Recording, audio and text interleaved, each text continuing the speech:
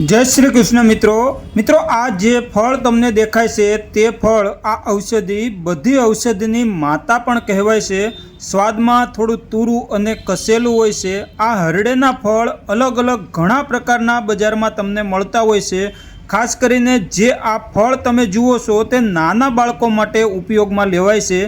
जे बाळकोने वारंवार पेट संबंधित तकलीफ रहती होय, अपचो, पेट में गैस, पेट में दुखावो के पछी मळ टाइट उतरतुं होय, मित्रों बाळको दिवस दरमियान घणी बधी वस्तुओं खाधा खाध करता होय छे जेनाथी तेने पेटनी समस्या थती होय छे। एवामां आ हरडेनुं चपटी जेटलुं चूर्ण तमे मध, घी अथवा तो गरम पाणी साथे आपी शको, जेथी बाळकनी पाचन शक्ति सुधरशे, पेटमां कृमि घटाडशे, पेट साफ थशे, भूख वधारवामां मदद करशे, गैस, पेटनुं फूलवुं तेमज कबजियातमां खूब सारुं परिणाम आपे छे।